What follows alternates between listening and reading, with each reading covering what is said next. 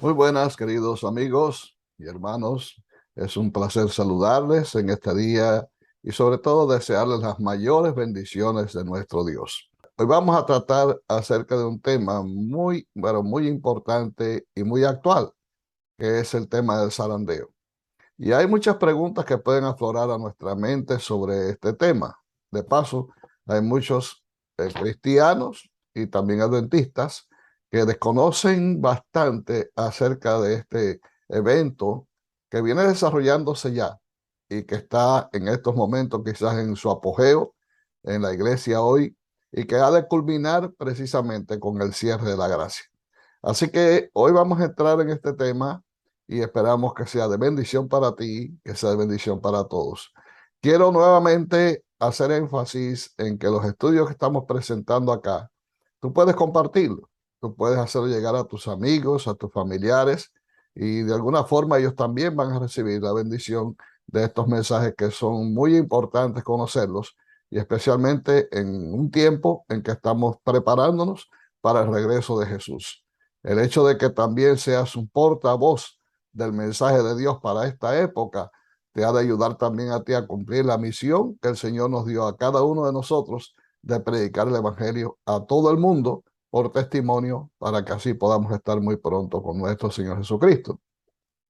Así que en esta ocasión pues estamos entrando en el tema el zarandeo y una pregunta que viene a nuestra mente inmediatamente es ¿qué es el zarandeo?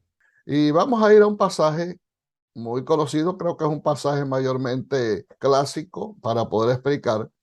Es una profecía en el libro de Amós, capítulo 9, versículo 9. El Señor dice, porque aquí yo mandaré y haré que la casa de Israel sea zarandeada entre todas las gentes, como se zarandea el grano de un arnero y no cae un granito en la tierra.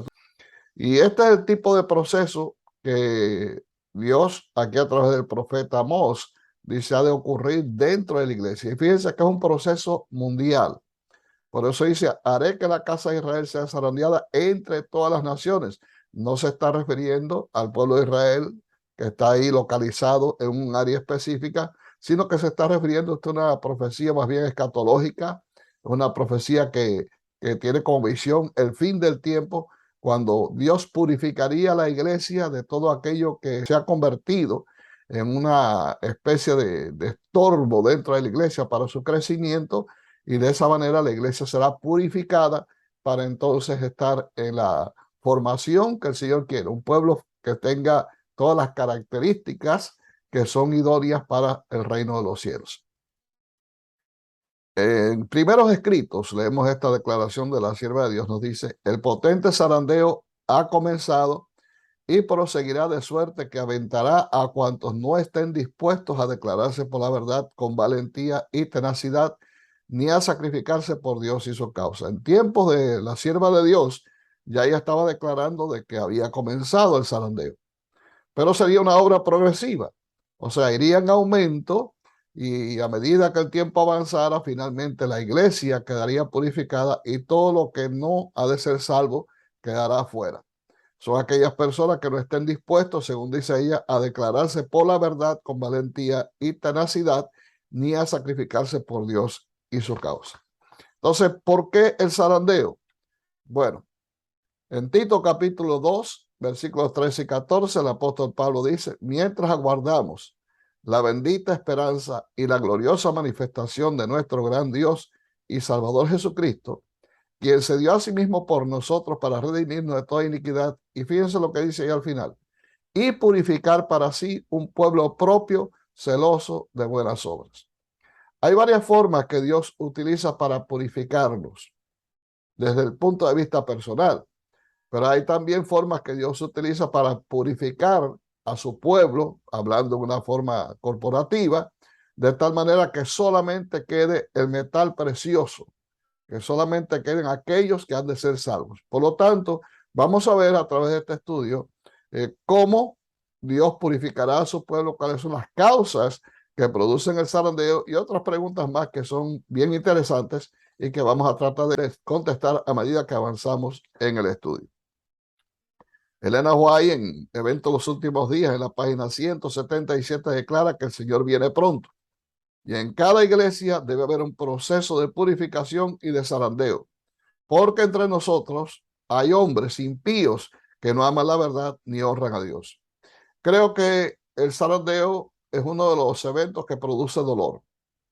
Produce dolor porque muchas veces vemos que hay personas, hermanos nuestros, a quienes amamos, que son muy significativos dentro de nuestra organización y de buenas a primeras comienzan a predicar cosas que no son correctas o comienzan a vivir de una manera totalmente aparte de los principios de la Biblia, se convierten en enemigos de la iglesia y finalmente se apartan de la verdad. Realmente esto produce dolor, porque no quisiéramos que esto ocurriera, sin embargo ocurre.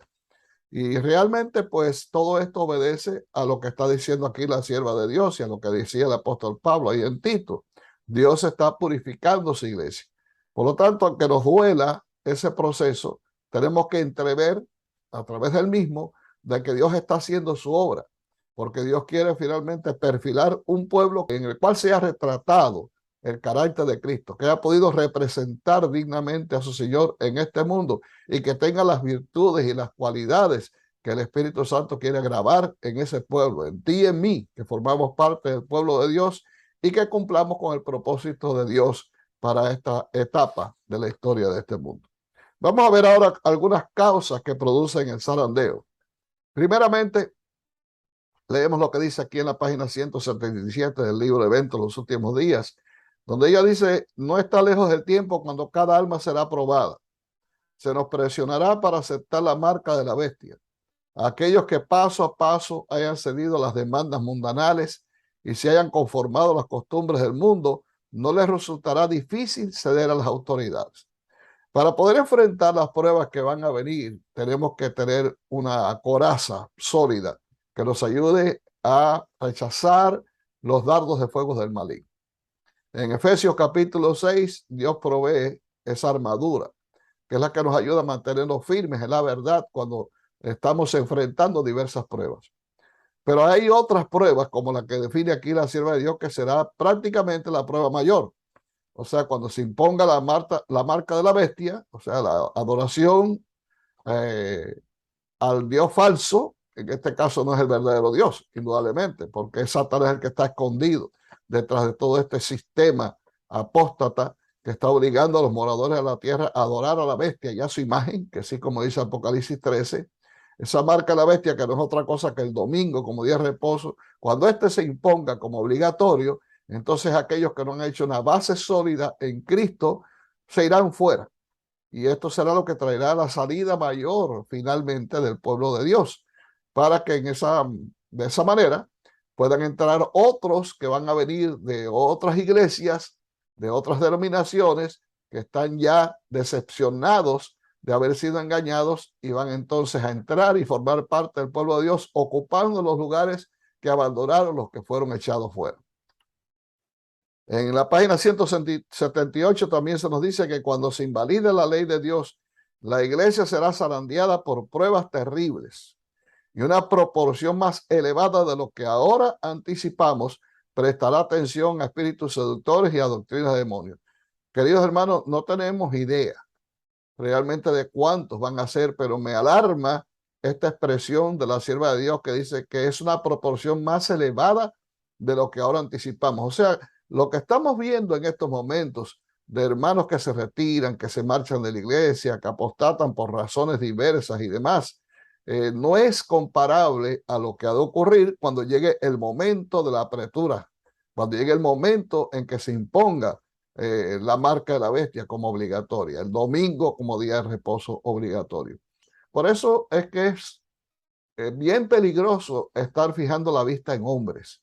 Y creo que es lamentable que hay muchos hermanos de iglesia que están fijando en este tiempo su vista en hombres. Están mirando a líderes de la iglesia, están siguiendo los pasos de predicadores que los tienen deslumbrados con las cosas que dicen. Ellos están más que siguiendo a Jesús, están siguiendo el medio humano. Y no debiéramos seguir el medio humano porque el medio humano sencillamente es perecedero. Somos imperfectos, cometemos errores, nos equivocamos, somos pecadores, indudablemente, y podemos tender a hacer cosas no correctas en nuestra vida. Inclusive, una de las cosas puede ser llenarnos de orgullo propio, de vanidad, por creernos que somos superiores, y ahí viene la caída. Entonces, juntamente con la caída, pues arrastramos también a aquellos que han seguido nuestros pasos y piensan que somos realmente infalibles. Por eso debemos solamente mantener nuestra vista en Jesús, porque Él es el único que es perfecto. Él es el único que es la verdad, Él es el único que es el camino y la vida, Él es el único que puede conducirnos por sendas seguras.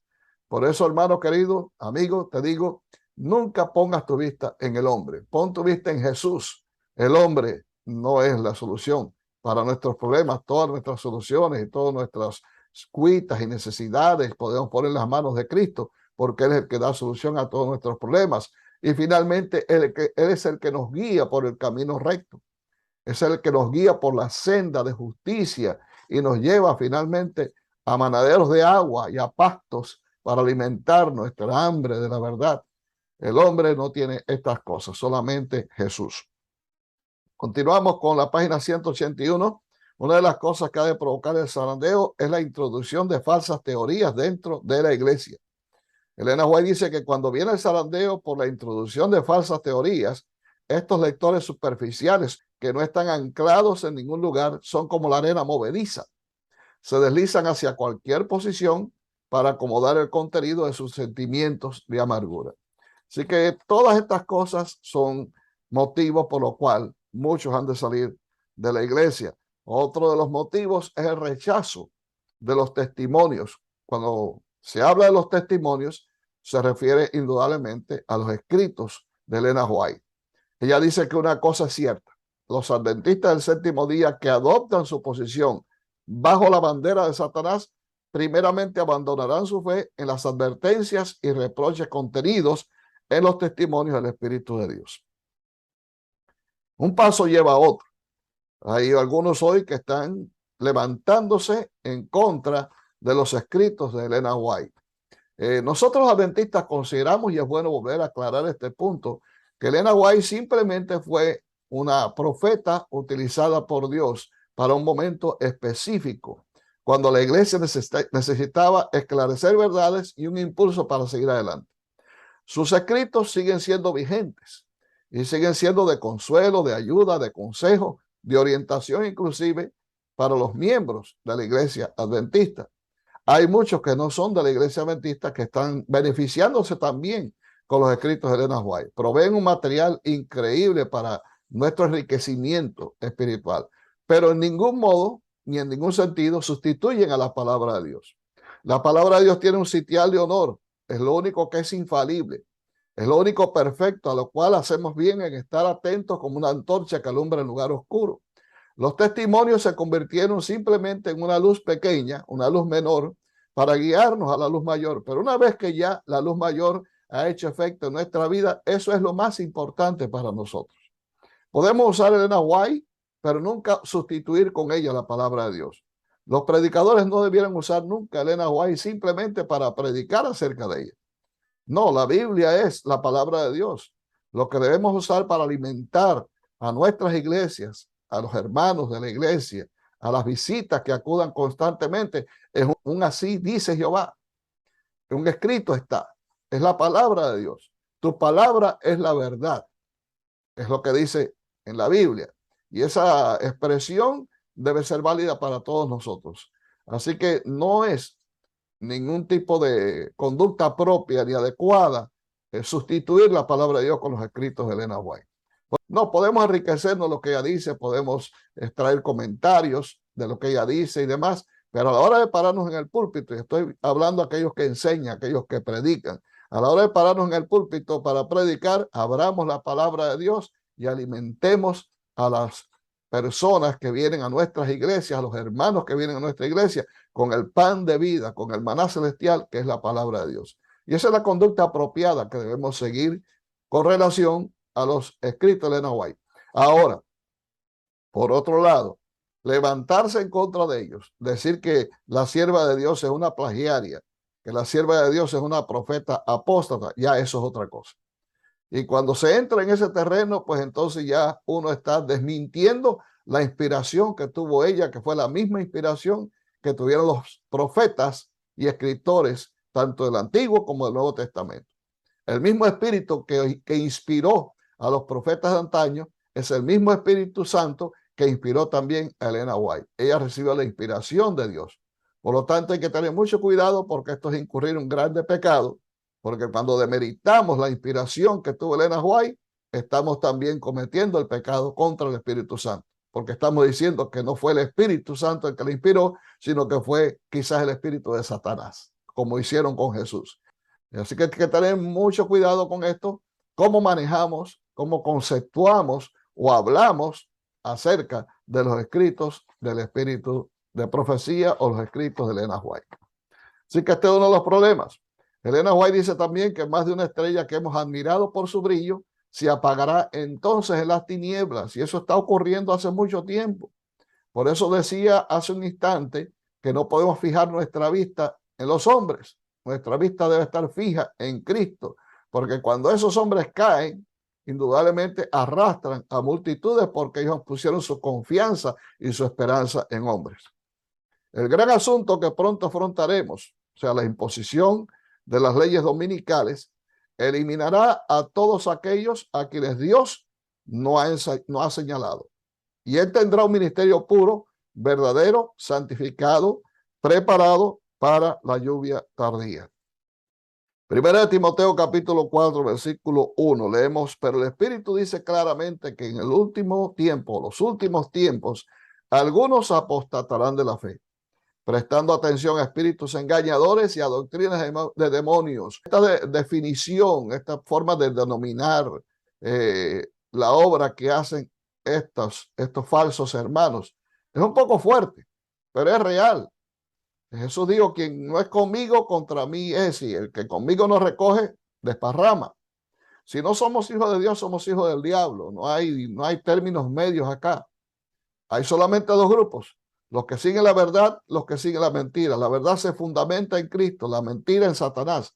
Por lo tanto, si estamos predicando, estamos hablando, estamos enseñando o viviendo falsamente esas enseñanzas que otros nos han inculcado, indudablemente estamos siguiendo a Satanás. Estamos prestando atención a espíritus engañadores y a doctrinas de demonios, porque solamente la doctrina pura, inmaculada, la doctrina verdadera, que sale de Dios, que procede de Dios, es aquella que puede alimentarnos correctamente y puede formar en nosotros un carácter digno, un carácter idóneo para el reino de los cielos.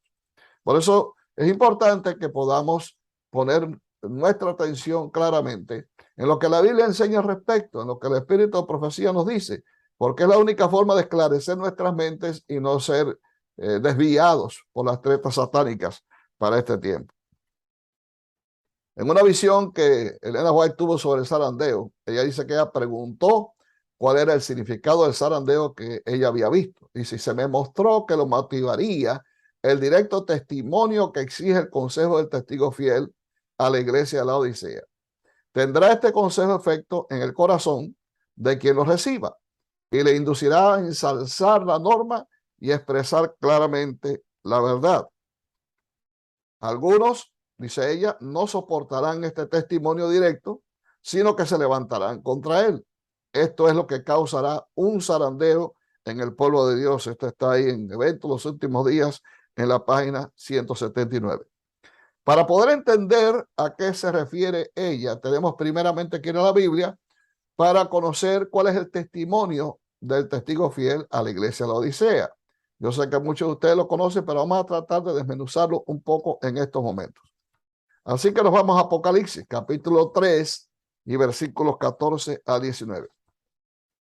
Y dice: y escribe al ángel de la iglesia en la Odisea: he aquí el amén, el testigo fiel y verdadero, el principio de la creación de Dios, dice esto: yo conozco tus obras, que ni eres frío ni caliente. Ojalá fuese frío o caliente.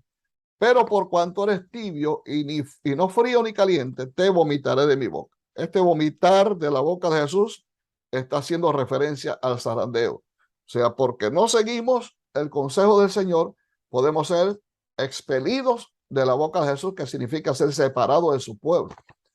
Ahora dice, porque tú dices, yo soy rico y me he enriquecido y de ninguna cosa tengo necesidad, y no sabes que tú eres un desventurado, miserable, pobre, ciego y desnudo. Por tanto, yo te aconsejo que de mí compres oro refinado en fuego para que seas rico, y vestiduras blancas para vestirte, que no se descubra la vergüenza de tu desnudez, y unge tus ojos con colirio para que veas. Yo reprendo y castigo a todos los que amo. Sé pues celoso y arrepiente. En la NWA dice que como pueblo estamos triunfando en la claridad y fuerza de la verdad. Somos plenamente sostenidos en nuestra posición por una abrumadora cantidad de claros testimonios bíblicos, pero somos muy deficientes en humildad, paciencia, fe, amor, abnegación, vigilancia y espíritu de sacrificio, según la Biblia. Vamos a hacer un pequeño diagnóstico a lo que dice aquí Apocalipsis 3, 14 al 19 sobre el estado laodicense. Lo primero que encontramos es que hay una carencia total de humildad. El miembro laodicense se siente protegido en su arrogancia. Él dice, yo soy rico, de ninguna cosa tengo necesidad. Esa es la opinión que él tiene de sí mismo. Y a veces nos sentimos que estamos bien sencillamente porque conocemos la verdad, porque creemos que somos el pueblo predilecto de Dios. O sea que el nombre denominacional como que nos protege. Nos sentimos que somos ricos porque tenemos el espíritu de la profecía. Nos sentimos que somos ricos porque nuestro nombre está sentado en los libros de iglesia. Nos sentimos que somos ricos porque de alguna manera nos hemos creído de que somos tal vez los escogidos entre todas las naciones y que ninguno más va a recibir las bendiciones de Dios, ni tampoco va a recibir el don de la vida eterna, sencillamente porque no forman parte de nosotros. Parecido a lo que sucedió con los discípulos de Jesús cuando se encontraron un hombre por allí que andaba predicando en el nombre de Cristo, estaba sanando enfermos, y le prohibieron que lo hicieran porque no forma parte de nuestro grupo. Y Jesús los recriminó, les llamó la atención y les dijo, ustedes no pueden hacer eso porque el que no es contra nosotros, por nosotros es. Entonces, eso nos lleva a pensar de que realmente somos tan especiales que nos sentimos bien. ¿Y qué pasa? Que cuando ya sustituimos lo más importante en nuestra vida, que es la relación con Dios, y ponemos en ese lugar al ego, a nosotros mismos como dioses, ya no tenemos necesidad de Dios, porque todo lo demás lo tenemos suplido. Ese es un problema que tenemos como miembros laodicenses también. Segunda razón, falta de paciencia. La falta de paciencia se traduce en el estrés, la ansiedad que caracteriza al miembro laodicense que no está dispuesto a esperar, no está dispuesto a aguardar hasta que finalmente el plan de Dios se cumpla en su vida, y mucho menos esperar a Jesús en su próxima venida. Esa falta de paciencia nos lleva también a explorar otras áreas que no son las áreas correctas de inspiración, de enriquecimiento espiritual, de alimentación espiritual, y a buscar en otras personas, en otros, vamos a decirlo de esta manera, ya más clara, predicadores itinerantes, esas estrellas de las cuales hablaba ella que caerían del cielo, buscar el alimento que nos mantenga a nosotros en un tiempo difícil, nos mantenga por lo menos en un éxtasis y no tengamos necesidad de nada más. La tercera razón, una fe pobre. Esa fe pobre es como consecuencia de no estudiar profundamente la palabra de Dios. Estamos simplemente siendo alimentados por segundas o terceras fuentes, pero no nos estamos alimentando directamente por la palabra de Dios. Hay falta de amor. El que es orgulloso, el que es arrogante, se ama a sí mismo, pero no ama a los demás. También hay una falta de abnegación. Espíritu de sacrificio no existe en el miembro laodicense. Otra razón también que encontramos en este diagnóstico, hay poco espíritu de oración y estudio de la Biblia. Todas estas cosas forman parte de un caldo, estos son los ingredientes que forman parte de un caldo que son los que alimentan al miembro laodicense y lo mantienen en su estado de somnolencia espiritual. No hay espíritu de sacrificio, eso está unido también con la abnegación. Y por eso necesitamos cultivar la santidad bíblica. El pecado prevalece entre el pueblo de Dios, dice la sierva de Dios. El claro mensaje de reprensión enviado a los laodicenses no es recibido. Y muchos se aferran a sus dudas y pecados predilectos, a la par que están tan engañados que hablan y sienten como si nada necesitasen. Piensan que es innecesario el testimonio de reproche del Espíritu de Dios o que no se refiere a ellos. Los tales se hallan en la mayor necesidad de la gracia de Dios y de discernimiento espiritual para poder descubrir su falta de conocimiento espiritual.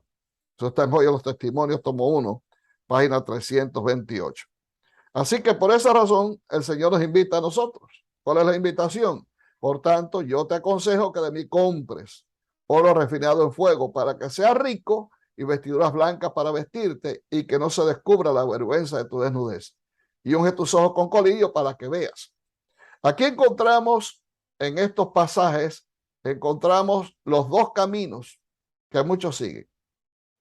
O vamos a decir de una manera más clara, el camino que muchos siguen.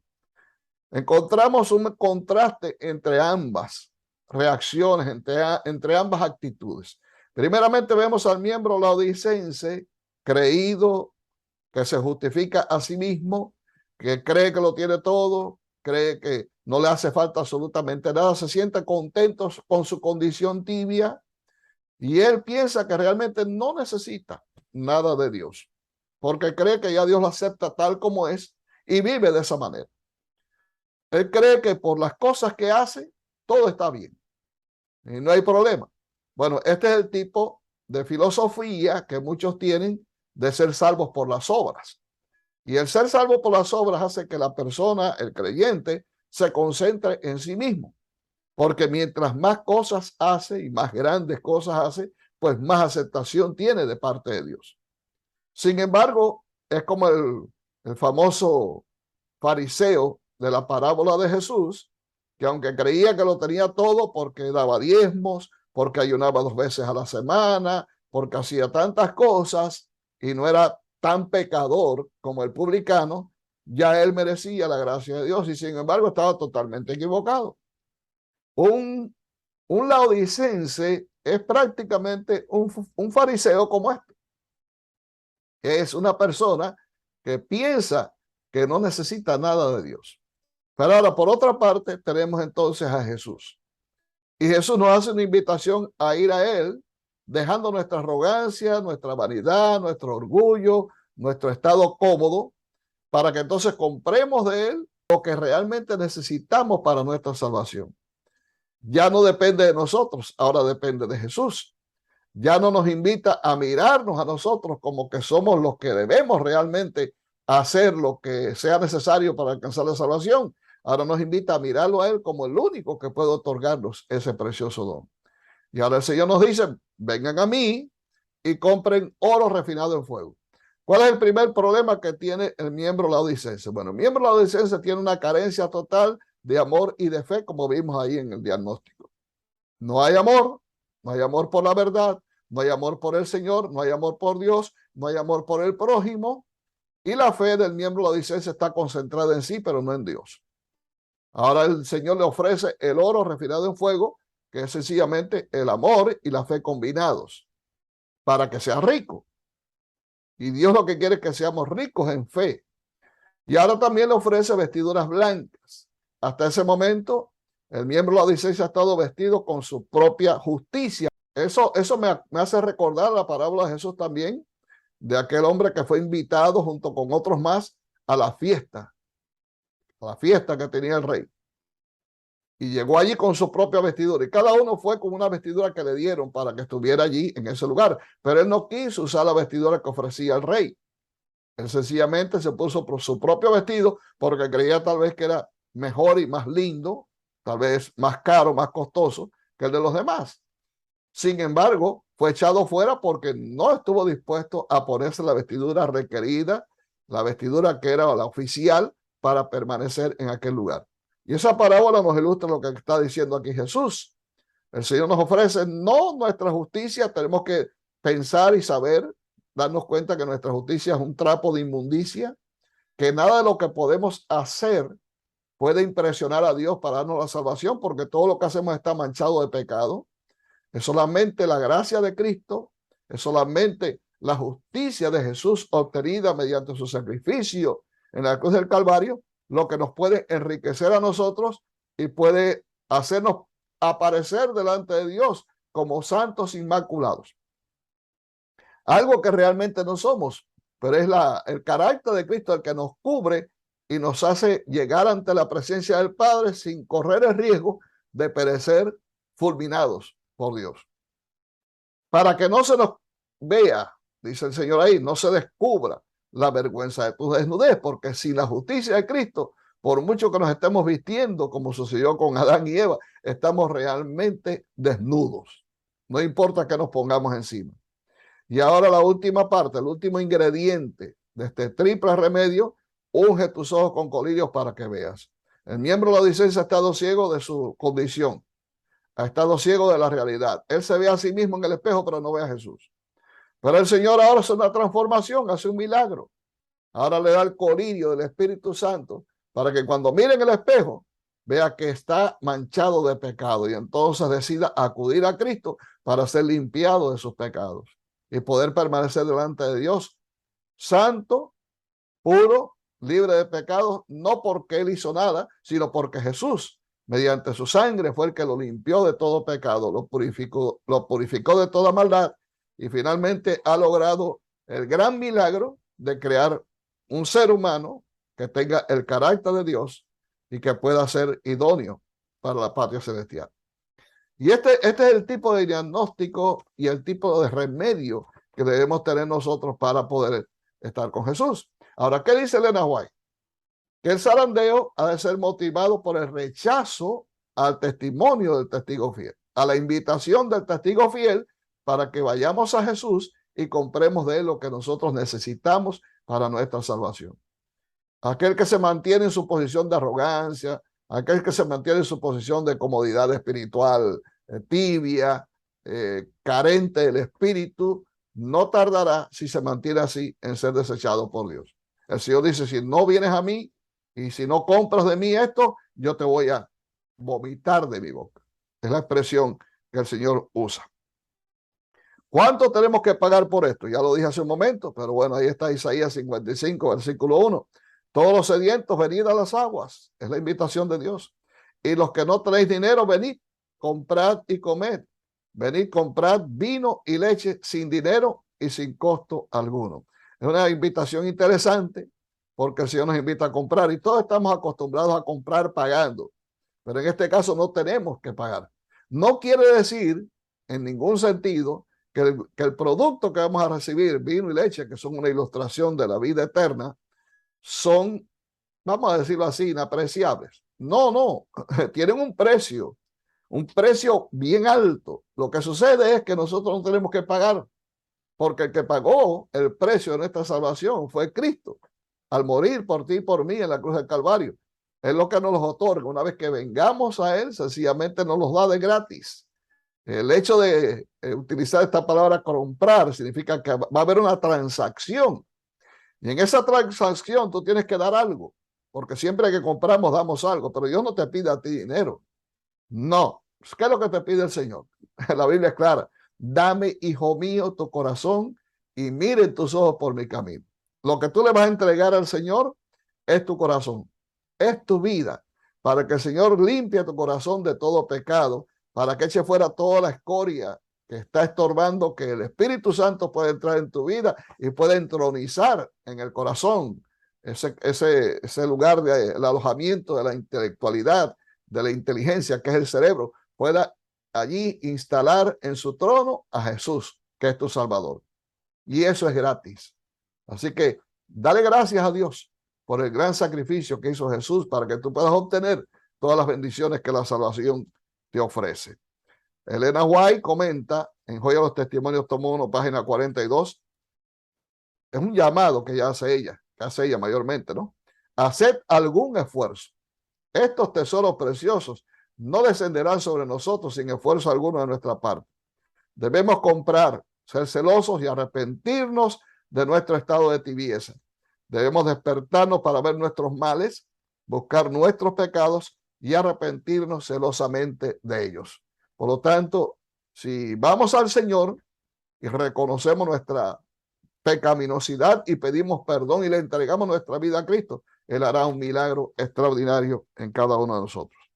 El llamado que nos hace Dios en estos momentos, que también lo encontramos en el mensaje del testigo fiel, por cierto, Apocalipsis 3, versículos 20 y 21, el Señor nos dice: he aquí yo estoy a la puerta y llamo. Si alguno oye mi voz y abre la puerta, entraré a él y cenaré con él y él conmigo. Al que venciere, le daré que se siente conmigo en mi trono, así como yo he vencido y me he sentado con mi Padre en su trono. Queridos, déjenme decirles que el reino de los cielos se hace fuerza y solamente los valientes lo arrebatan. Vivir la vida cristiana no es vivir quizás tal vez en una playa, disfrutando de vacaciones. El camino que conduce a la vida eterna es un camino estrecho, es un camino angosto, es un camino que está plagado de alimañas, es un camino que está lleno de zarzas y espinos. Eso significa que habrá pruebas, habrá dificultades a lo largo de la senda, pero es el camino que lleva a la vida eterna. El camino que conduce a la perdición eterna es amplio. Por ahí cabe todo el mundo. Aparentemente, porque simplemente son espejismos de Satanás, es un camino que está tal vez bordeado y está decorado con flores, hay joyas preciosas, hay muchas cosas que nos estimulan la vista y los sentidos, pero lleva a la destrucción eterna. Finalmente es un engaño satánico. ¿Cuál camino vas a escoger? Bueno, Jesús te está invitando a entrar por la puerta estrecha. Y pocos son, dice el Señor, los que entran por ella. Así que no son muchos. La mayoría se va a ir detrás de sus propias inclinaciones, de los llamados de sirena de otros por ahí que los están confundiendo, los espíritus seductores de demonios, los lobos rapaces que están minando el rebaño y se están yendo fuera de la iglesia. Están pensando que van a formar una organización diferente, donde realmente se predique la verdad, donde realmente la gente esté comprometida con el Señor, donde no estarán influidos por lo que ellos llaman en estos momentos Babilonia, que es el pueblo que Dios levantó para predicar el último mensaje de fe y de esperanza al mundo, y el llamado a salir de Babilonia para formar un solo redil, al cual Dios bendecirá con su Santo Espíritu y traerá al mundo el último mensaje de amonestación. Muchos se están yendo fuera y es lamentable. Y no te digo que no ores por ellos, no, debemos seguir orando por ellos. ¿Quién sabe si el Espíritu Santo podrá rescatar a algunos de los que, guiados por esos cantos de sirena, se están yendo fuera del pueblo de Dios, están saliendo de la iglesia? Y debemos seguir intercediendo delante de Dios, debemos seguir orando por ellos en todo momento.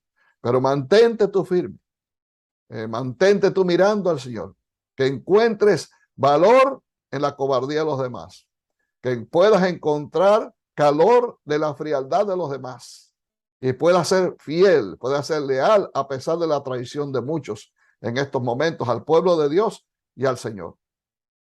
Es interesante que de la actitud que nosotros tomemos ante un tema como este dependerá nuestra salvación. Pero tengamos en cuenta una cosa, y esto es importante que lo diga. Aunque pareciera de que con estas cosas que están ocurriendo, la iglesia como que está en un cisma y va a desaparecer, Dios nos da la garantía de que esto no va a ser así. Y fíjate, dice la sierva de Dios, puede parecer que la iglesia está por caer, pero no caerá. Ella permanece en pie. Mientras los pecadores que hay en Sion son tamizados, lo que cual quiere decir zarandeados, están saliendo fuera, mientras la paja es separada del trigo precioso. Es una prueba terrible y sin embargo tiene que ocurrir. Dejad que la oposición se levante. No hay que hacerle frente. Es la obra de Dios. Que el fanatismo y la intolerancia vuelvan a empuñar el cetro. Que el espíritu de persecución se encienda y entonces los tibios e hipócritas vacilarán y abandonarán la fe. Pero el verdadero cristiano permanecerá firme como una roca, con más fe y esperanza que en días de prosperidad. Por lo tanto, no te sientas mal, no te amedrentes, que no se te aflojen las piernas ni las rodillas, que no te tiemblen las manos cuando estas cosas ocurran. Que te duela, a todos nos duele. Que te entristezcas, todos nos entristecemos. Pero es la obra de Dios la que se está haciendo. Es la obra que está llevando fuera todo lo que está afectando a la iglesia. Ellos dicen que la iglesia no está predicando la verdad. Ellos dicen que nosotros estamos simplemente viviendo cómodamente y estamos solamente adormeciendo a la gente con mensajes que son agua de azúcar. Hace unos días atrás escuché, me comentó uno de los ancianos de una de mis iglesias que alguien había predicado y había dicho que hablar del amor de Dios son mensajes licuados de agua y azúcar. Y yo no he oído jamás en la vida una expresión más desatinada que esta. Porque la Biblia, desde Génesis hasta Apocalipsis, lo que nos habla es del amor de Dios. El mensaje central de la palabra de Dios es porque de tal manera amó Dios al mundo que ha dado a su Hijo unigénito para que todo aquel que en él cree no se pierda, mas tenga vida eterna. Lo que más Dios desea que la gente sepa es que Él los ama. Lo que más Dios desea que la gente conozca es que hay salvación para ellos, porque por el amor que siente Dios estuvo dispuesto a sacrificar a su propio Hijo para salvarlo. ¿Cómo podemos decir entonces que este mensaje es agua de azúcar, cuando ese es el mensaje principal de la palabra de Dios? Sin Cristo todo lo demás carece de significado. Algunos piensan que la verdad presente, que el mensaje para este tiempo es hablar de leyes dominicales, de persecución. Todo eso es colateral. Lo único real, lo único verdadero es el mensaje que nos dice que Jesús es nuestra salvación. Por eso el mensaje de la iglesia laodicense coloca a Cristo en el sitial de honor, lo pone en el centro. Todo lo demás es periférico.